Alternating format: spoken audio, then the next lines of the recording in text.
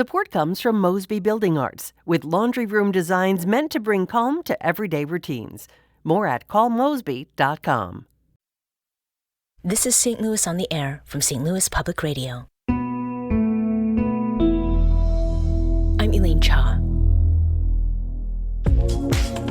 St. Louis's music traverses the globe. That includes work by hip-hop superstars like Nelly and the St. Lunatics, Smino and Sexy Red, the blues legend Henry Mule Townsend, R&B sensation SZA, and rock and roll giants Chuck Berry and Tina Turner.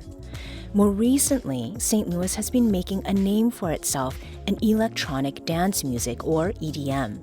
Like any genre, EDM covers a wide range of subgenres heavily influenced by artists' personal backgrounds, lived experiences, and sound sensibilities.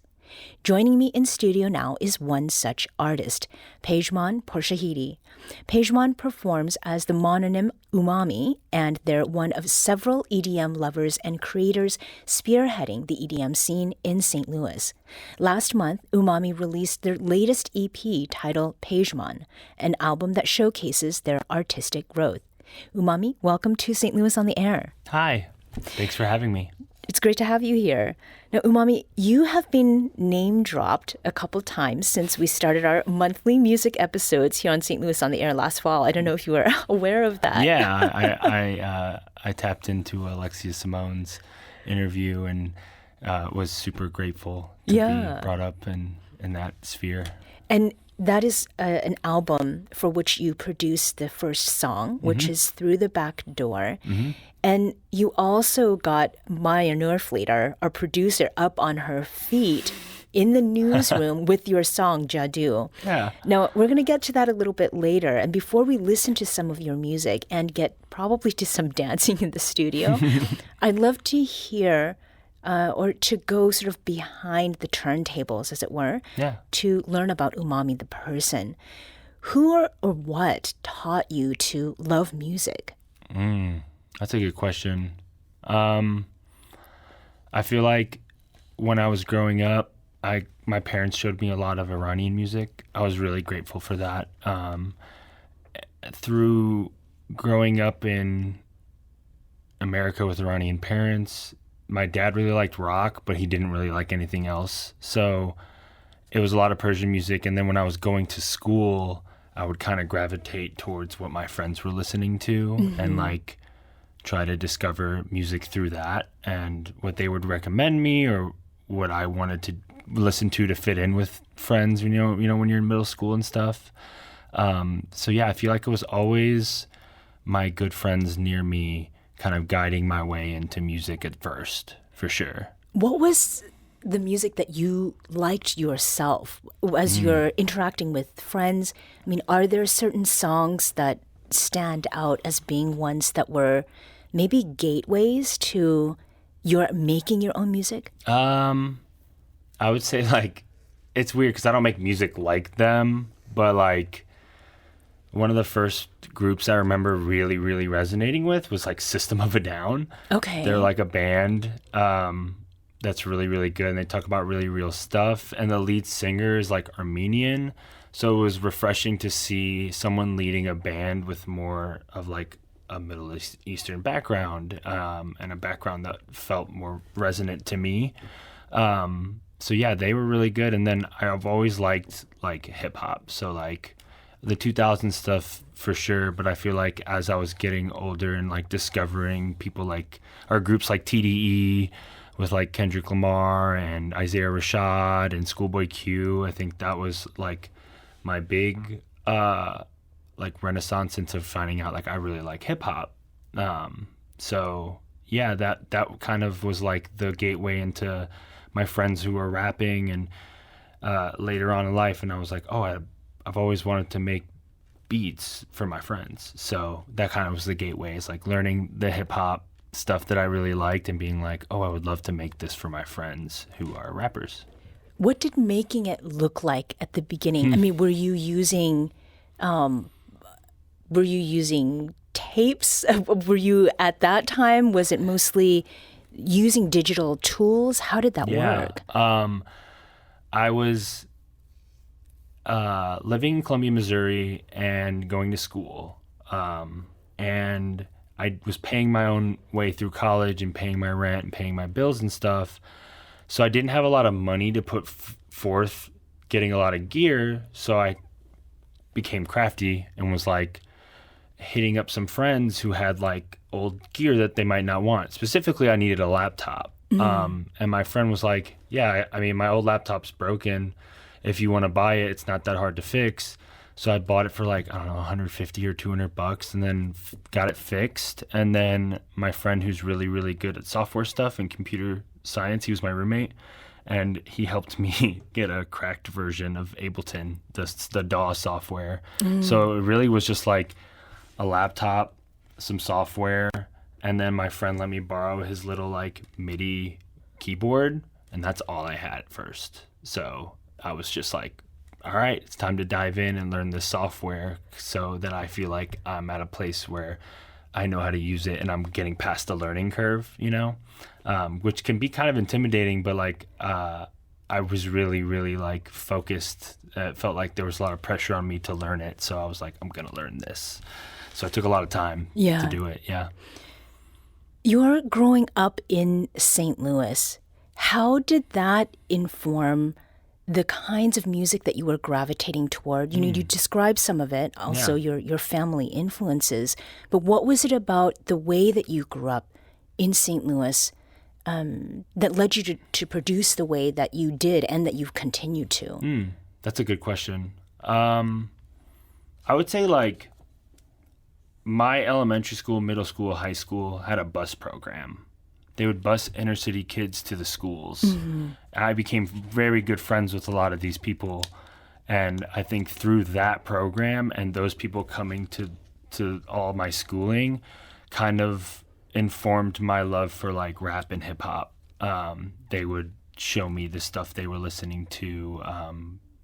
And yeah, I was always really grateful. I mean, some of those people I'm still really, really good friends with. My roommate is one of those people. So like who was like bussed in from the city and came to school, and we're still friends from like 6th grade on. So yeah, a lot of my friend group, it's I think St. Louis in itself, I think that program was really, really good. And I know they don't do it anymore too, so that really saddens me because like I think it really helps you shape it shaped me as a kid, being able to discover like all of this music through these people who were getting bussed in from the city. So I was really grateful for that. And that bus program was called Voluntary Interdistrict Choice Corporation, or I didn't know that. VIC. Yeah. Cool. And that is it's something that our producer Maya Norfleet has personal experience with. Yeah. And I think what you're describing as far as what the range of experience is and how that really does influence what we not only like, but in your case, what you ended up making. Yeah, for sure. And on that note, I want to hear a little bit from your latest EP, which is titled Pajmon, which, if you all were hearing at the beginning of our conversation, Pajmon is Umami, your legal first name. Pajmon is not your first EP. Why is it that you decided to name this one after yourself? So the first name for the EP was Second Gen, because I'm a second generation from my parents coming here. And like some people say you're like first generation, second generation. So, Those numbers, yeah. Yeah. So I wanted to call it Second Gen. And my partner was making the cover art. And she was looking at a lot of old ancient or like Persian carpet designs, which was really cool. And she had something completely different. And then she sent me the cover how it is now. And she was like, I don't know if you like this, but I put your name in Farsi in the middle. And I asked your parents if this was correct. And I loved it. I like really resonated with it. I don't get to see my name in Farsi too often. So seeing that, I was like, second generation just goes to like eventually push towards like, yeah, I'm second generation. So me being Pajmon, and how the name even growing up has kind of transformed into being pronounced the way it is. It's weird because like my parents, it's Pajmon, right? Pajmon, okay. And it's spelled different in Farsi too. When they moved like here, and the way that they had it spelled in class in elementary school, they would say like Pajmon with a hard A. So it's like even the name itself has that connotation of like the two cultures kind of mixing and like becoming one, which is like my name now, how it's pronounced by Americans and people here, and how I just kind of like took that as my own is Pajman. So I felt like seeing it in Farsi and how it like the meaning of the name and how it's like different from Iran and different in here felt like it was like enough for me to be like, well, this kind of is displaying everything I want to like say about being a second generation immigrant here, like growing up here. So yeah, I was like, this is perfect. It kind of works. And people, it's funny because like people don't really know my real name very often. They see me on my flyer as Umami. Right, and I think that's really great. But I was like trying to like push forward this other part of myself. So yeah. That's really cool. I just have to say that. Thank you. Yeah. So let's hear some of the music on the EP. This first song we're going to listen to is called Scandal.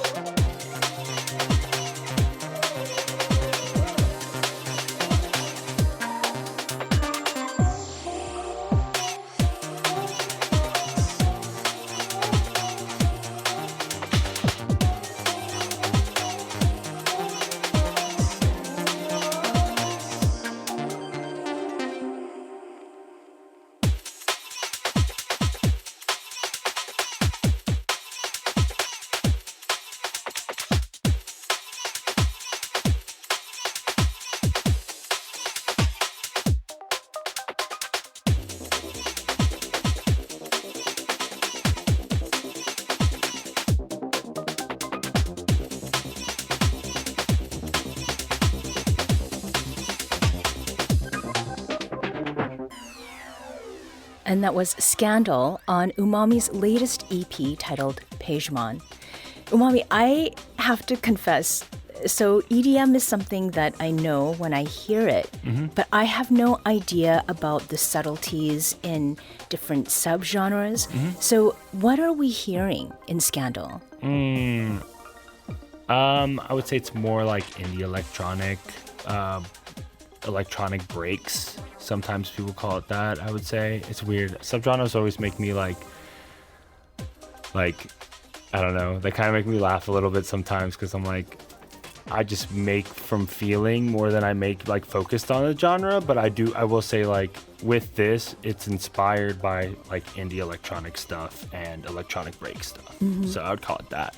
And as I hear it, it makes me think about Eye Against Eye, Massive Attack and Mos Def, because of what you had said about producing beats for people to rap over. So just made that connection right now. And what you have said about different genres, this next question, coincidentally, gets very interesting reactions from musicians we've talked with. And something that I want to set this up with is that we ask this question. It makes a lot of artists uncomfortable, a little bit sweat under the collar. That is not why we're doing it. It's because we think, it's important to help people understand more deeply the breadth of the different sounds and the talents that are here in the St. Louis region. Yeah. So how overall would you then categorize your music genre-wise? I mean, have there been some changes over time? What does the EP represent? Definitely changes over time. You can hear it when you listen to from the first project up until now. The EP definitely represents like a turning point in how I want to be discovered as an artist or like listened to as an artist. I felt like a lot of my older stuff didn't fully represent where I'm at now as an artist. So I always felt like kind of strange when people would ask me like, oh, like, can I listen to your music? And I'd be like, yeah, for sure. But also disclaimer, like I'm making a lot of new stuff and this is kind of not where I'm at, you know? Mm-hmm.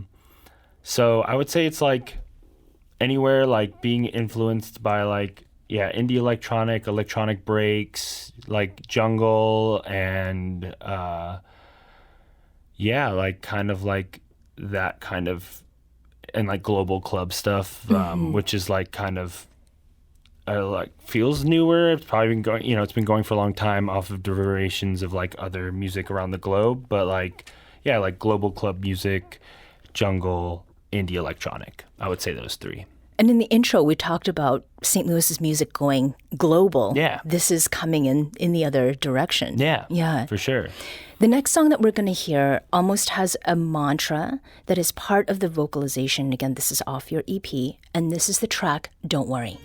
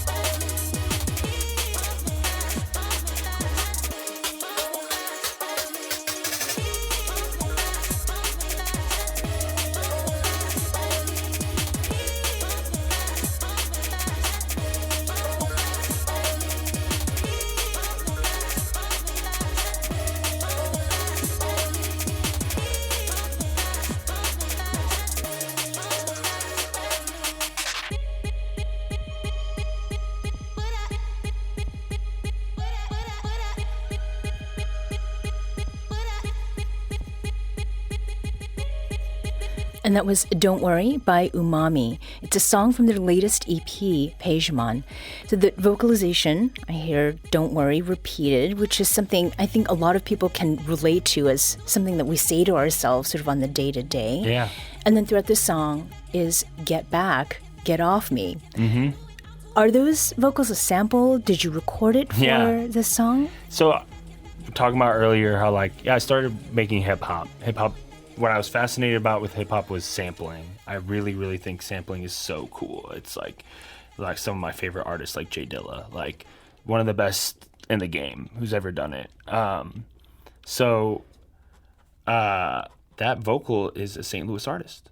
Oh, is it? That's Rachel Bouzier. Oh, and we have had her music on the show. Yeah. So my buddy PJ, goes by Old Temperament, was like showed me Rachel's music because she was working with another friend, Franco, on stuff. So when he showed me her music, he was like, you guys should do something together. And I was like, oh, that would be really cool. And what I really like to do is I like to take acapellas from songs that might not sound like, she makes beautiful R&B music, yes, right? Yes. So she gave me one of her acapellas. Franco and her agreed to it, and I was like, thank you, I'm going to use this for a track, we'll see what happens. And yeah, I chopped it up, really sped it up and chopped it up and sampled it, and I found these little pieces where Don't Worry and Get Back and stuff like that, and they sounded really cool. And I was like, oh, the theme of the song is coming together in itself. While I'm chopping up the sample, it feels like I'm coming up with the theme of the song.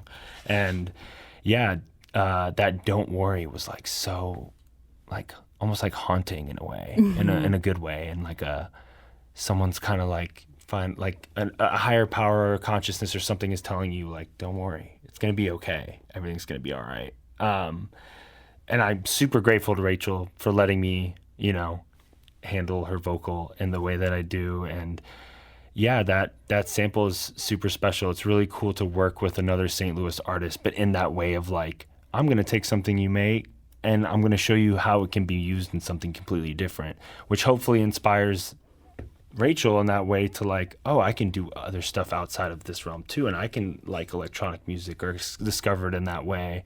So it's a really special vocal sample. It feels like a really, really cool collab that happened kind of like special randomly with a friend just making a suggestion, And then I got back from Bonnaroo, and that's when I felt like pretty free and happy and was like, oh, I'm just going to make something right now. And that most of that song was laid out in one session. Oh, wow. Just sitting there one day for a couple of hours and like doing basically most of everything that happens in the song.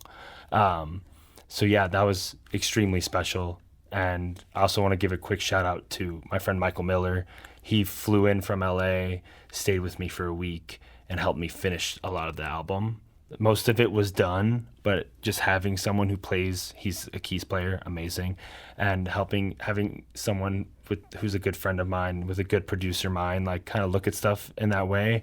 He helped me finish that track and a lot of the other tracks. So shout out to him. And I love that vocal sample. It's so good, and her voice is so good. So I didn't need much processing. It didn't need like a lot of work. It was just like my brain chopping it up and seeing what fit. So we're going to hear more about your brain and what you've chopped up after we take a very quick break. We'll be back shortly to pick up our conversation with Pajmon Porshahidy, who performs and produces music under the name Umami. This is St. Louis on the Air on St. Louis Public Radio.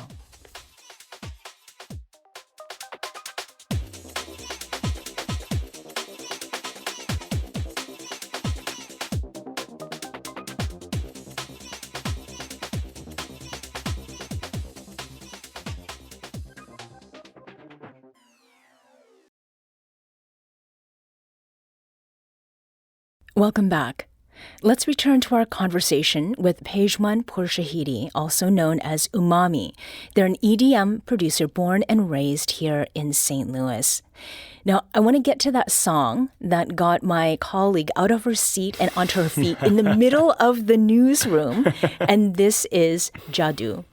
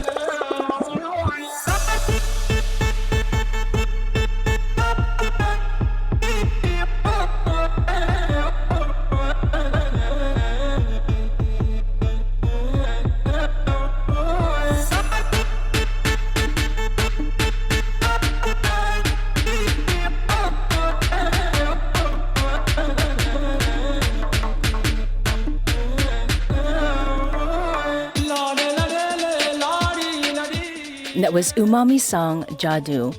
So I have to say, I was listening to this song at a point in the day where I needed to finish writing something and I was stuck. And this song got me straight through. Oh, yeah. That's awesome. And producer Maya Northfleet, as I mentioned, she got up, she took off her headphones and was about to throw them down. It was just there is something about this song that is so like moving in a lot of different ways. There's drums, flute of some sort, and then the vocals that reflect your heritage. Umami, who is singing and what is he saying? Gosh, I'm gonna butcher his last name. It's so long, but it's this artist named Saeed. I think it's like Shenzam. I'm gonna butcher it, so I'm not even gonna try it. But his name is Saeed, and like, how do I describe this? He's not really saying much or anything for real. I asked my mom about this actually. I was like, what is he saying here? And she's like, he's not really saying anything. He's just kind of singing. And a lot of like Iranian music has a lot of beautiful poetry and lyrics usually, right? But sometimes people are just kind of singing in like that scatting? Kind of, yeah, in that way where it feels like they're just kind of letting energy out or like being spiritual about it. And when I first heard the original song, I was like, wow, this vocal is so beautiful. It's so powerful. And like, I just felt like I've always wanted to sample something from my like heritage, the culture from Iran. And that was something that like first kind of hit those notes of like, this is something, I need to do something with this. How did you find it? Were you looking for it or did it come to you? I was like looking for stuff. I had decided I wanted to sample something that was Iranian and kind of went through some stuff and was like working with other stuff nothing really like that I was working with at that time was like resonating with me in a way that I was like, oh, I need to push this a little more forward. But then I heard that vocal and was like, oh, this is so good. Like, it just feels powerful. It feels like people want to like do something when like, cause I listened to it and I was like, it makes me want to like, and there's no drums behind it or like anything. But like, it's a really long song and it goes into a lot of like that flute sound solo if he's playing, and he plays the tombak too, which is a drum that I use in the song as well. Cause it's very related to like Iranian culture, that drum. And yeah, it's like, it kind of was like one of those moments where you kind of black out and you do it. And in then a good you're way, like, right. Where you're just so like in the zone and then you come out and you're like, whoa, like I got something really cool here. So yeah, it's my favorite thing I've ever made. Oh, wow. Yeah. So what does the term or the word jadoo translate to in English? I mean, is there an easy correlate there? Yeah.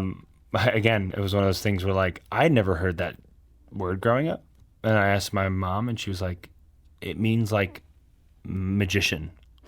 Oh, how apropos. You know? Uh-huh. So yeah, it's like magician or some sort of like magic type person doing like sorcery or magic and stuff like that. So it's spelled differently in a bunch of different like Middle Eastern cultures. So I think that spelling is even different from like how my parents know it. You know, it's like, so when I asked them, I was like, wow, that's kind of crazy, like kind of perfect. And I didn't want to change the name of the song because I wanted people to look it up and it would be like my version would come up and the original would come up so that people could hear and maybe dive deeper into the culture and to the music and where it came from and hopefully inspire other producers or other people to get more into like listening to Persian music. So with jadoo, what we're hearing, these elements, we're getting Iranian music. Then you give us break beats. We get some Jersey club. Yep. And one thing that Maya had said is that when she hears this song, this is related to your artist name. She imagines you in a kitchen in front of a big pot of soup and, adding a little bit of this, a handful of that, sprinkle here or there to taste, and no recipe. Yeah. You're just making it. So how is it that all of this then came together? Like you were just pulling from different places and then What did your mother think of the final product? They love it. When I first showed it to her, I just remember like a big smile on her face. And when my parents don't know electronic music that well at all, so when you do show them something like that, and you see that smile on their face, you're like, I got them too, Did they dance as well? Yeah, they were like, my mom's always like, she's very much like, it's funny, like I'll go into the kitchen and like sing some hip hop to her and she'll start dancing. You know what I mean? Like she doesn't listen to it, but she's like always like, you're so sweet and I know you like what you like. So like I'm gonna like have fun with it too. Yeah. It's perfect. That's a perfect way to describe it. It's like a big pot and I'm throwing all these different things in there, right? And I really got into like break beats recently, and I was like, the way the song's tempo worked out, it was like, oh, this is like a perfect 140s BPM break beat type song. So I'll do that, and I'll make it like there's two different parts, and when the vocal comes in hard, everything else will get hard with it, and then when it lays back, it kind of gives you that second to breathe and dance, and then it'll go hard again. The Jersey part was, we had brought Bianca Oblivion, who's an artist from LA, one of my big inspirations. She's super awesome. It was one of the bigger artists we were bringing in from Materia, and I showed it to her, the song Bare Bones, on the way back from the airport. And she was like, this is really good. I think you should add an extra part in there. Maybe like a Jersey part or something else in there like that will like give a little more differentiation to like the different parts. I was like, oh, that's a good idea. So I went home and I like, you make something really good and you like almost like it hurts to like go back into it and to like rework it. But I was like, I think I need to like do this. I agree with her. So I go in and I make the Jersey part and I painstakingly with my mouse and keyboard like chopped every one of those little vocals up and placed them into the right spot. And then for the second half of the song, when the Jersey part comes back, I chopped up a separate part of the same sample with the flute to like do the offset from the vocal, kind of like a call and response. So like the song kind of came together as it was like bare bones with the breakbeat parts. And then I was like, when she told me to put the Jersey part on, and when I did it, I was like, oh, this is like, now it's like at this next level. Now it's hit this point where like, I'm gonna like I'm getting out of my chair, my own song now at these certain parts. So like, I felt really happy with how it came together, and I was really thankful for the advice from Bianca. And I do think that like artists who are sitting on music and like maybe not showing it to people, like always don't be afraid to show it to someone who might be better than you at this stuff or might be on a bigger scale of this stuff, because the advice that they give you is pretty wholesome and pretty much like true. It's pure advice.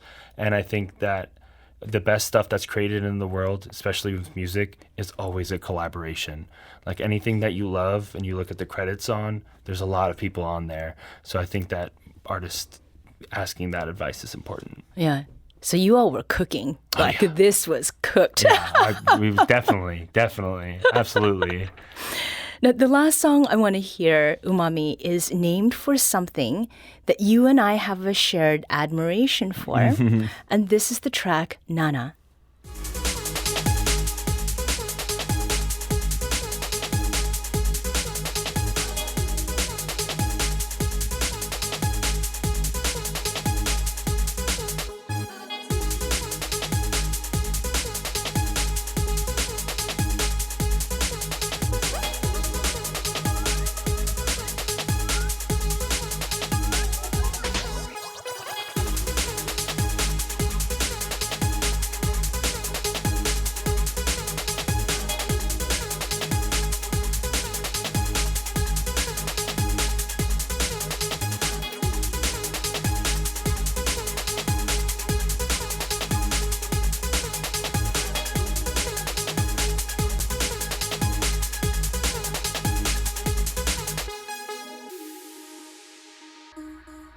And that was Nana by Umami. It's the penultimate song from their latest album titled Pajmon.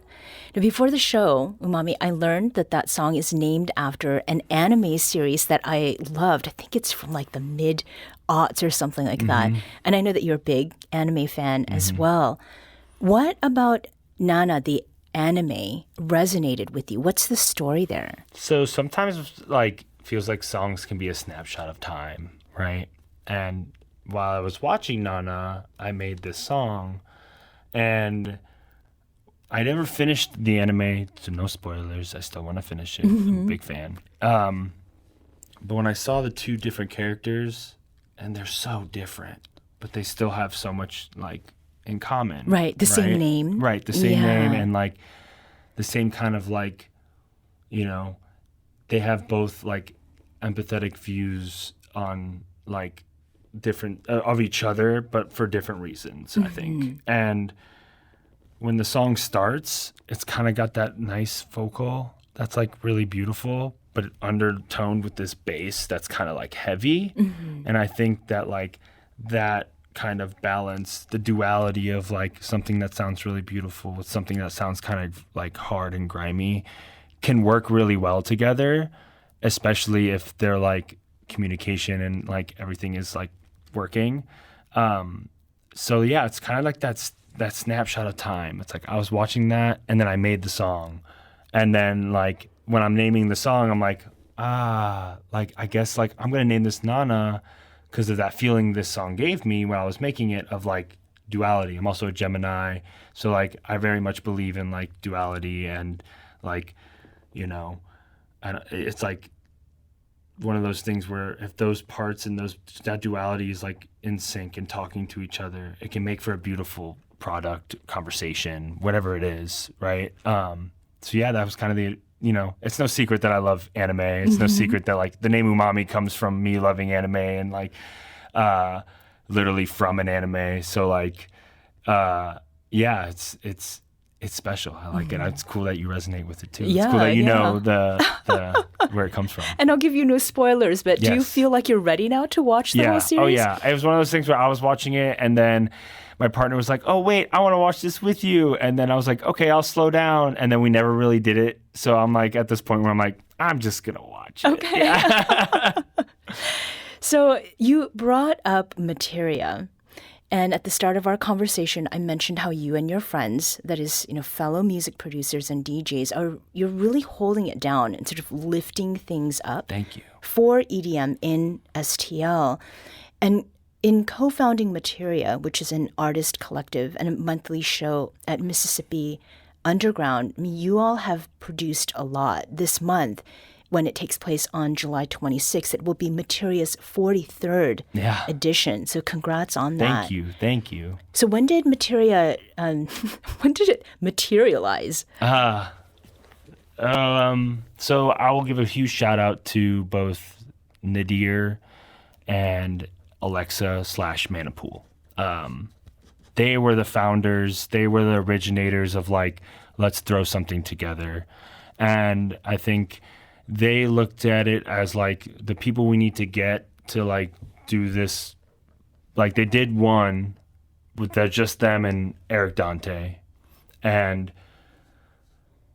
I think they looked at it as like, we need to get someone who's like out here playing shows and can get more of a, like the crowd that might be at different clubs around the city to come to this stuff too. And not just people who like underground stuff, but people who might not know they like that kind of stuff.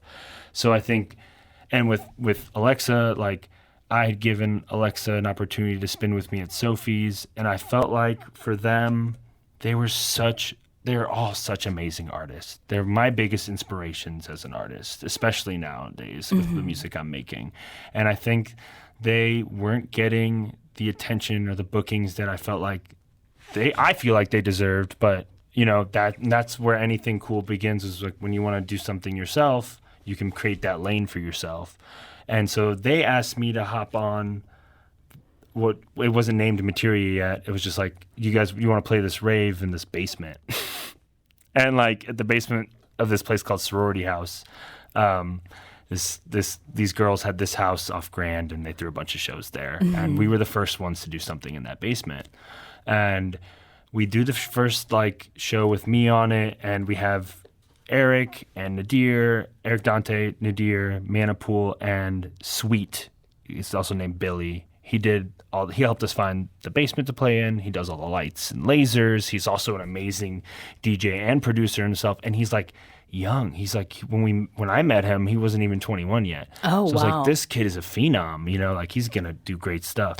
And we threw the party, and then afterwards we're all like discussing the name, and Manipool threw out Materia, and as a big like video game person / liking like Final Fantasy, I was like, oh, that's so cool, like that's such a cool name for this. And I think everyone agreed, and then we started to push it past like we should do this monthly, and then things started coming together, like we should do it monthly, we should do different places, we should see if we can like grow it. And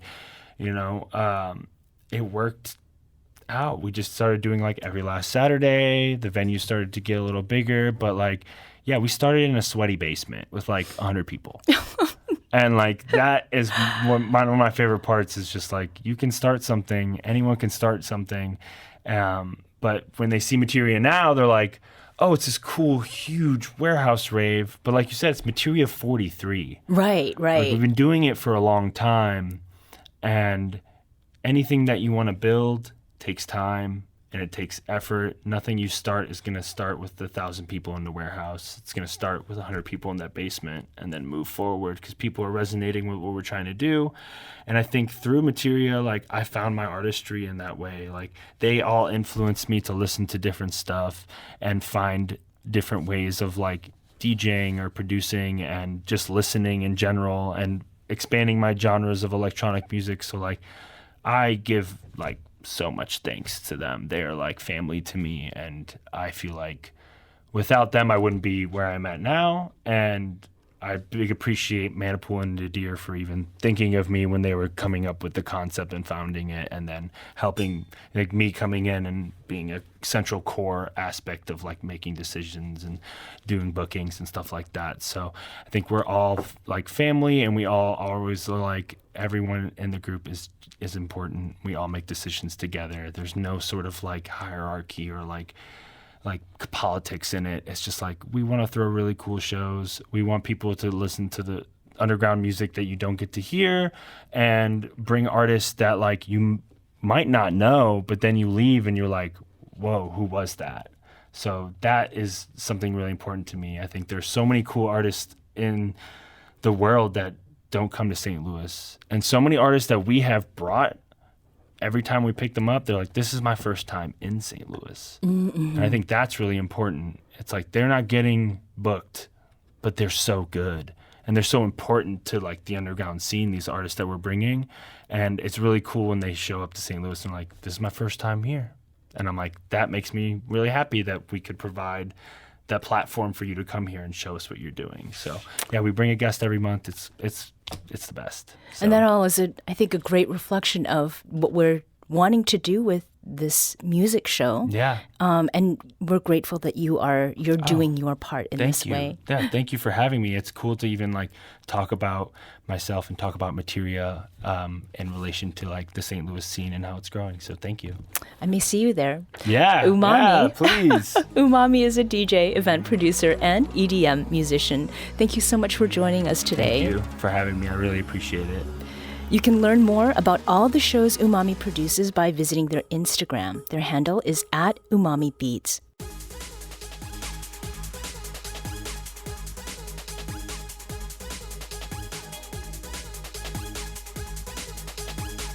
This episode was produced by Maya Norfleet. Our audio engineer is Aaron Dorr. This podcast was mixed and edited by Aaron. Our executive producer is Alex Hoyer. St. Louis on the Air is a production of St. Louis Public Radio.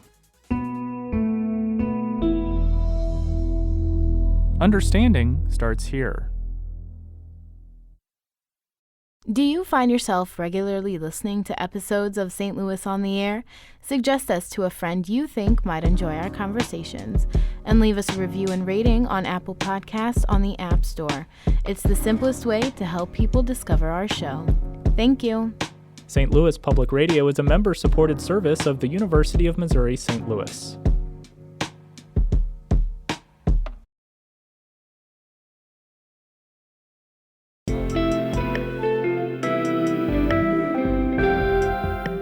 The Gateway brings you the day's news each weekday from around the St. Louis region and the state capitals in Jefferson City. Our schools are accredited. We don't need this bill. And Springfield. How many more years must pass before lawmakers see time is of the essence? I'm Abby Larico. Join me each weekday for The Gateway on the STLPR app or wherever you get podcasts.